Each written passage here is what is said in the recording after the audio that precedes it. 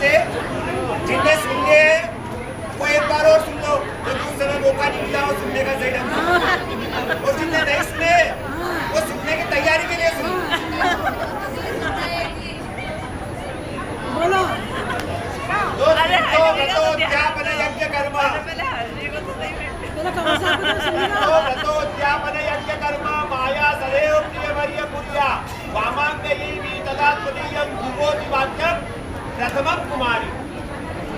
हे प्रियवर, अब मैं इनकी तरफ से बोल रहा हूँ, आपकी तरफ से तरफ में इनकी तरफ से बोल रहा हूँ।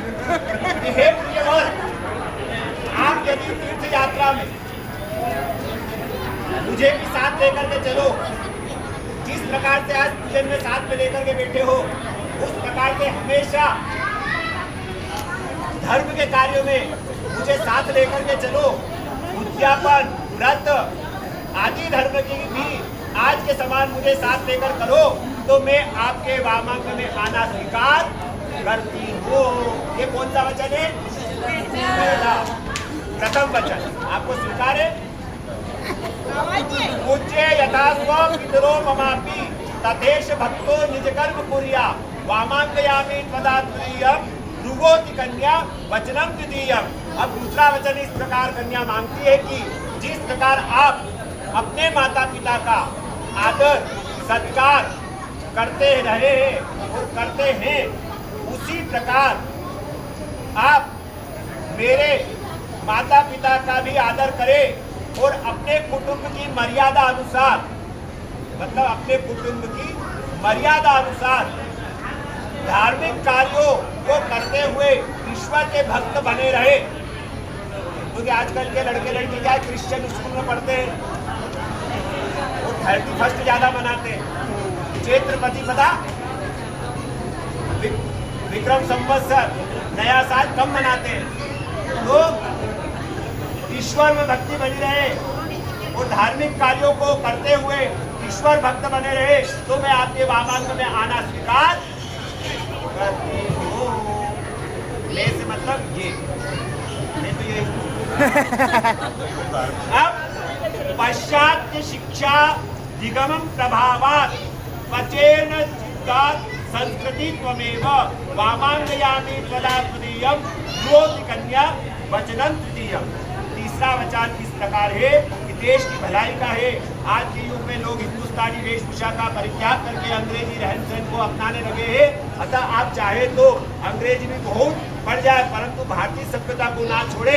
जैसे कि लोकमान्य तिलक, महात्मा गांधी आदि ने नहीं छोड़ी, तो मुझे बड़ी प्रसन्नता होगी और मैं तभी आपके वामांग में आना स्वीकार करती हूँ। मतलब भारतीय सभ्यता का आपको ध्यान रखना होगा। स्वीकार है। तीसरा वचन भी कल से धोती कुर्ता गिरना पड़ जाएगा। ये निकाल कुटुंब संभाल सर्व कार्य कीर्तु प्रतिज्ञा यदिकांत कुर्या वामांगयामि त्वदा त्वदीयं भृगोति कन्या वचनं चतुर्थम्। चतुर्थ जो इसके अनंतर यह कहना है कि अब आप तो आपका घर का बाहर की चिंता से मुक्त थे।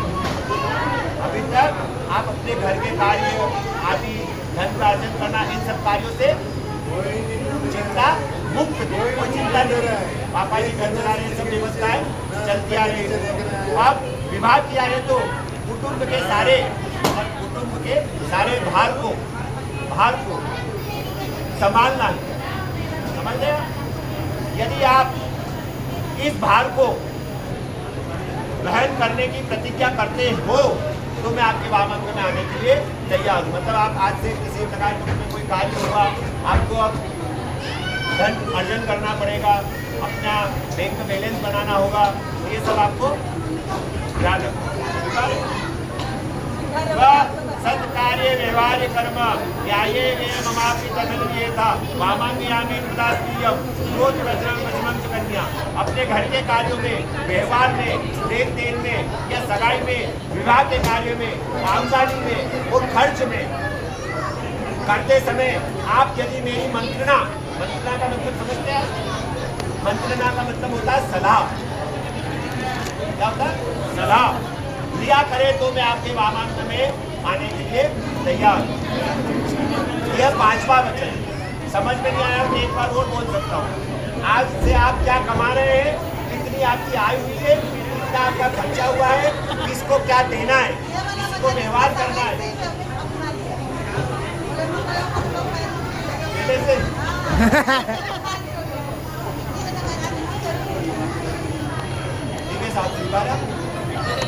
नाम नाम समिधे सखीनाम द्रुतो नवरतिर्यसनं भोजयेत वामांगयामि तदात्मीयं रोधि कन्या वचनं च सृष्टम। यदि मैं एक बार और से यदि मैं मेरी सखियों में या अन्य स्त्रियों में बैठी हूँ तब वहाँ आप मेरा अपमान नहीं करें।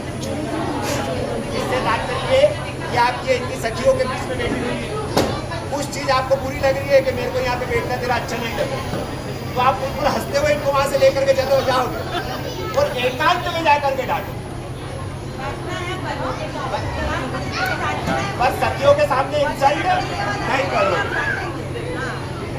तथा जुआ आदि खेलने मतलब जुआ इत्यादि आपको खेलना नहीं, मदिरापान आपको करना नहीं, किसी भी प्रकार का दुर्व्यसन, मतलब मैंने मदिरा का नाम ले लिया तो आप अन्यत्र में घुस गए तो वो नहीं, किसी भी प्रकार का दुर्व्यसन ना लगे तो मैं आपके वामांग में आने के लिए स्वीकार करती हूँ। इस प्रकार का ये 6वां वचन आपको स्वीकार है। पर स्त्रियम, ये देखो अब ये 7वां वचन सबसे इम्पोर्टेंट, इसमें अगर आपने हाँ कर दी तो मैं आपको तुरंत में खड़ा कर दूंगा और इनको वामांग में बैठा दूं। पर हाँ करने से पहले सोच पर स्त्रियम मार्ग समाक्षा इसने सदा चित्तिकांत कुर्या वामांगयामि पदात्मीयं गृहोति वचन सप्तम मंत्र कन्या। ये 7वां वचन इस प्रकार है कि हे प्रिय, आप आज से अपने से बड़ी को मतलब अपने से बड़ी को माता के समान और छोटी को बहन के समान और बड़ी छोटी को बेटी के समान और बरोबरी वाली को बहन के समान देखे, सदा मुझ पर ही प्रेम रखे, सदा मुझ पर ही प्रेम करे और क्रोध ना करे, मतलब गुस्सा ना करे। ये मुश्किल है। मतलब आपको जब भी गुस्सा है तो आप हंसे, क्रोध ना करे तो मैं आपके वामांग में आने के लिए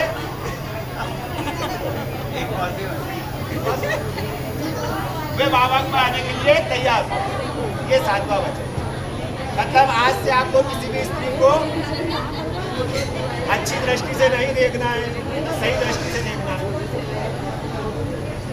अब वर्ग कहता है, अब इनकी बारी है।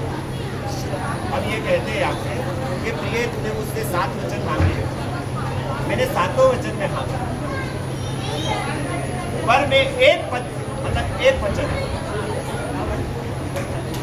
यदि तुम्हें मेरे एक वचन आपसे मांगता हूँ और यदि तुम्हें मेरे वचन स्वीकार हो तो मैं आपका स्वागत करता हूँ। इन्होंने आपके 7 वचन मांग लिए, पर उस 7 वचन के में से ये आपसे सिर्फ एक वचन मांगे।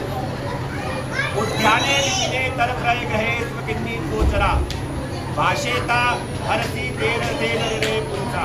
मतलब हे प्रिय, तुम यदि बाग बगीचे में, वन में तथा पराये घरों में अकेली ना जाओ और दूसरे मनुष्यों के साथ एकांत में वार्तालाप ना करो तथा पुरुषों के सामने ज्यादा हंसो नहीं। इन बातों के साथ ही सुशील का मतलब तो आपको समझ आते हैं। मिष्ट भाषणी, मिष्ट का मतलब होता है मीठा, मतलब मीठे वचन बोलने वाले। मिष्ट भाषणी होकर अपने सास ससुर की माता पिता के समान सेवा करती रहो और पतिव्रतादि धर्मयुक्त, मतलब पतिव्रता धर्म का आपको पालन करना है। अब ये पतिव्रता जो धर्म है ये बहुत बड़ा शब्द है, इसका नाम आप इसको पढ़ना। धर्मयुक्त ईश्वर भक्ति परायण रहती हुई आज्ञा का पालन करो, मतलब इनकी आज्ञा का हमेशा पालन करो, आज्ञा का पालन करो तो आइए मैं आपका स्वागत करता हूँ। ये आपसे केवल एक वचन।